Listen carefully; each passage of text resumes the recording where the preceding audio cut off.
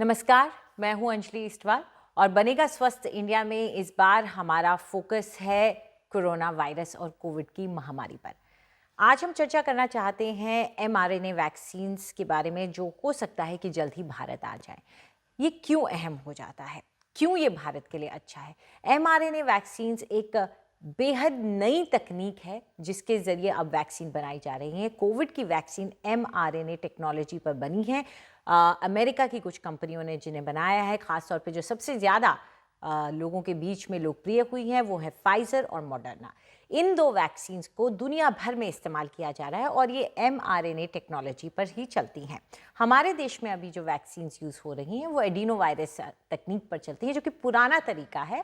और ये कहा जाता है कि एमआरएनए वैक्सीन की एफिकेसी यानी कि उसका असरदार होना ज़्यादा होता है मुकाबले एडिनो वायरस वैक्सीन के।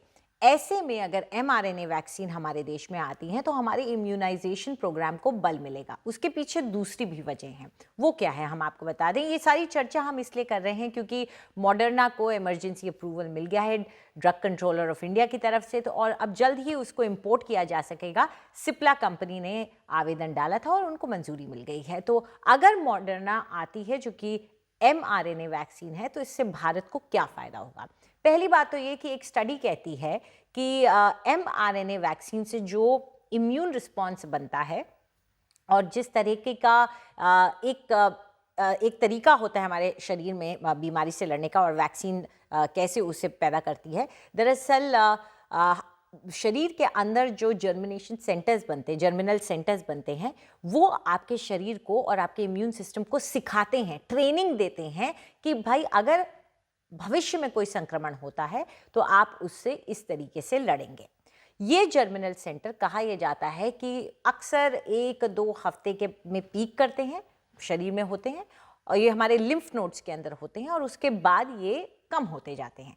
लेकिन एक स्टडी में ये पाया गया है, जो कि नेचर नाम की जर्नल में पब्लिश की गई है, कि ये जर्मिनल सेंटर्स एमआरएनए वैक्सीन इन दो फाइजर और मॉडर्ना से जो पैदा होते हैं, ये 4 महीने बाद भी पाए गए हैं शरीर में। यानी कि आपके शरीर के लिए जो ट्रेनिंग सेंटर है वो 4 महीने बाद भी मौजूद है कोविड से लड़ने के लिए। तो अगर कोविड का संक्रमण 4 महीने बाद भी आपको हो रहा है तो वो आपके शरीर को सिखा रहे हैं कि इस तरीके से आप जाकर के इस इन्फेक्शन से लड़े। ये एक अच्छी बात है। इससे ये पता चलता है कि आपको जो प्रोटेक्शन मिल रही है, जो सुरक्षा मिल रही है, वो लंबे वक्त तक चलेगी।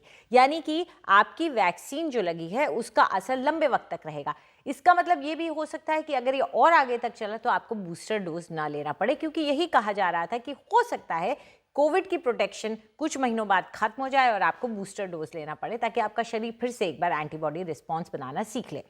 ऐसे में एमआरएनए वैक्सीन अगर बूस्टर डोज नहीं लगाना पड़ा तो इससे क्या फ़ायदा होगा? इससे फ़ायदा ये होगा कि इसको अगर हम अपने देश के इम्यूनाइजेशन प्रोग्राम का हिस्सा बना लेते हैं, टीकाकरण का हिस्सा बना लेते हैं, तो एक बार वैक्सीन लगाने से वो लंबे वक्त तक चलेगी। यानी कि हमारी इम्यूनाइजेशन की कॉस्ट, टीकाकरण का जो खर्च उठा रही है सरकार, वो कम हो जाएगा। एक टीके में आपको लंबे वक्त तक प्रोटेक्शन मिलेगी, सहूलियत हो जाएगी, बार बार जाके टीका नहीं लगवाना पड़ेगा, बार बार लोगों को वैक्सीनेशन सेंटर नहीं आना पड़ेगा, वक्त बचेगा, सहूलियत होगी। इंफ्रास्ट्रक्चर जो है, हमारा पूरा स्वास्थ्य ढांचा जो इस वक्त लगा हुआ है कि वैक्सीनेशन दी जाए, उस सब पर बोझ कम होगा। एमआरएनए वैक्सीन का एक फ़ायदा और है। अब तक पाया गया है कि अगर आप कोविशील्ड की डोज के बाद एमआरएनए वैक्सीन लेते हैं, तो जैसे कि फाइजर के साथ स्टडी की गई है, अगर आप उसे लेते हैं तो आपके शरीर में और बेहतर रिस्पॉन्स पैदा होता है, जिसका फ़ायदा हमें इस तरीके से मिलेगा कि आपकी जो प्रोटेक्शन है वो कहीं ज़्यादा बढ़ जाती है। ऐसे में भारत में जिन लोगों को कोविशील्ड लगी है, उनके पास ये एक ऑप्शन भी हो जाएगा कि अब वो फाइजर या मॉडर्ना लगा सके, अगर सरकार इसकी अनुमति देती है और गाइडलाइंस को अपडेट करती है। ऐसे में मॉडर्ना का भारत आने का रास्ता खुलना एक अच्छी खबर है और उम्मीद करते हैं कि मॉडर्ना ही नहीं, फाइजर भी जल्द आएगी और हमारे देश के टीकाकरण कार्यक्रम को बल देगी। नमस्कार।